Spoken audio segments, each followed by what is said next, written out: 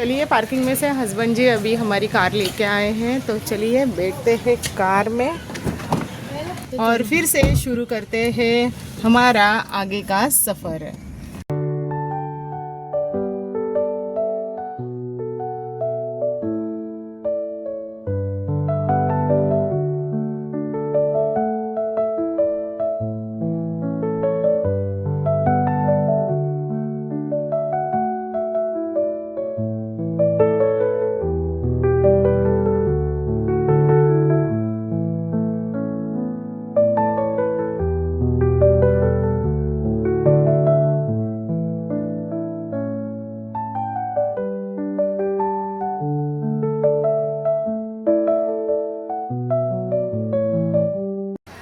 तो अभी बज चुके हैं दोपहर के 12:30 और हम आ गए हैं सापुतारा हिल स्टेशन के गीरा धोध वाटरफॉल देखने के लिए।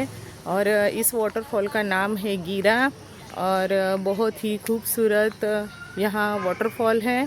और हमने टिकट वगैरह वहाँ पे निकाली है और गेट से 100 मीटर के दूरी पर ये वाटरफॉल है। तो चलिए चलते हैं गीरा धोध वाटरफॉल देखने के लिए। ये वाटरफॉल जो है वो एक खूबसूरत गांव के बीचों बीच बसा हुआ है। बहुत ही खूबसूरत आजू बाजू में पहाड़ है और बीचों बीच ये गीरा धोध वाटरफॉल है। तो अभी हम पहुंच गए हैं वाटरफॉल के पास और आप देख सकते हो बहुत ही खूबसूरत वाटरफॉल का नज़ारा लग रहा है। और सामने जो है वहाँ से वाटरफॉल हो रहा है और बहुत ही खूबसूरत लग रहा है वाटरफॉल का नज़ारा। तो वाटरफॉल तक जाने के लिए इस तरह की सीढ़ियाँ हैं और हम अभी ये सीढ़ियाँ उतर के नीचे जा रहे हैं। मेरे बच्चे और हस्बैंड जी यहाँ बैठे हैं क्योंकि धूप भी बहुत तेज़ लग रही है। तो चलिए चलते हैं। ये सीढ़ियाँ नदी तक जाती है और नदी से ही वाटरफॉल तक जाने का रास्ता भी है। तो चलिए चलते हैं। वाटरफॉल के रास्ते में बहुत सारी इस तरह की दुकानें लगी हुई है और यहाँ पे लकड़ियों के खिलौने भी बेचने के लिए रखे हुए हैं।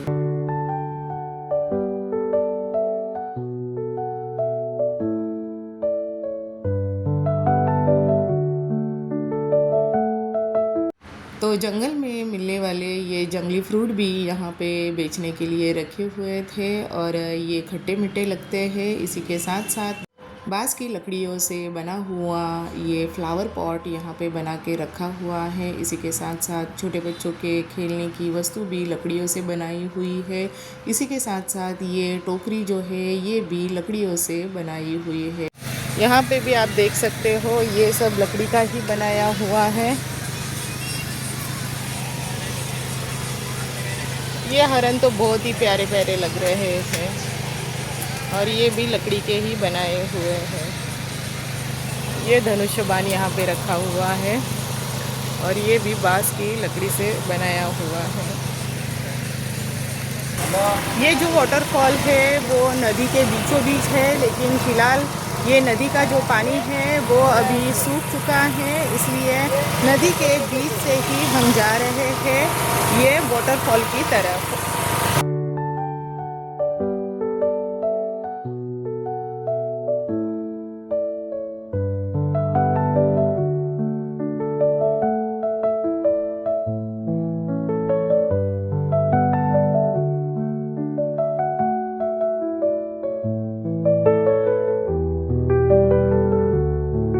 तो ये है सापुतारा हिल्स के छोटे से गांव में बसा हुआ वाटरफॉल और बहुत ही खूबसूरत वाटरफॉल है और बहुत ही ज़ोरों से यहाँ पे पानी गिर रहा है और आजू बाजू में जो है वो नदी का एरिया है और बहुत ही खूबसूरत लग रहा है वाटरफॉल। वहाँ अंदर हम नहीं जा सकते हैं, बस दूर से ही इस वाटरफॉल का आनंद ले सकते हैं। तो यहाँ पे जो है वो नदी के बहुत ही बड़े बड़े फिसलन वाले पत्थर है, लेकिन नदी का पानी अभी सूख चुका है, इसलिए हम इस वाटरफॉल तक पहुँच गए हैं। और ये नदी के बीचों बीच का रास्ता है और बहुत ही बड़े बड़े पत्थर यहाँ पे हमें दिखाई दे रहे हैं। तो हस्बैंड जी यहाँ पे बैठे हैं फ़ोटो शूट करने के लिए और मुझे भी बुला लिया यहाँ पे फ़ोटो शूट करने के लिए। तो चलिए हस्बैंड जी के साथ मैं यहाँ पे फ़ोटो शूट करती हूँ।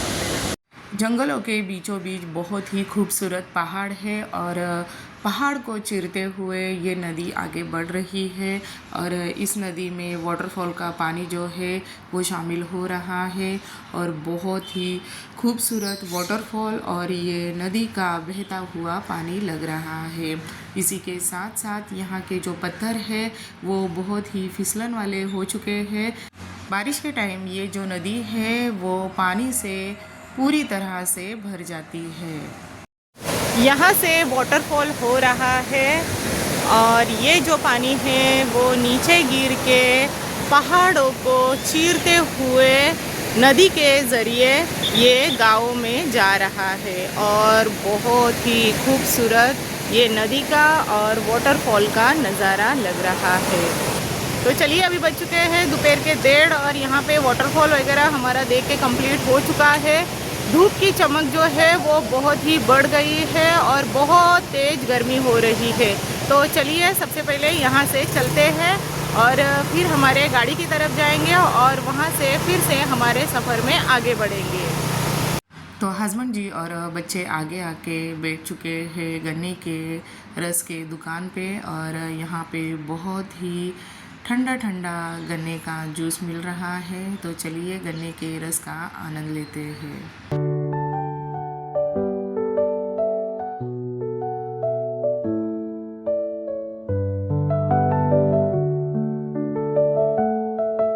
तो चलिए फिर से एक बार हस्बैंड जी ने पार्किंग में से हमारी गाड़ी निकाली है। तो यहाँ पर हमारी 4-5 दिन की जो ट्रिप थी वो कंप्लीट हो चुकी है और अभी हम जा रहे हैं हमारे घर की तरफ। तो यहाँ से सापुतारा हिल स्टेशन से हमारे घर तक जाने के लिए लगभग हमें 10 से 12 घंटे लगने वाले हैं। तो चलिए मैं भी बैठ जाती हूँ गाड़ी में और चलते हैं हमारे घर की तरफ।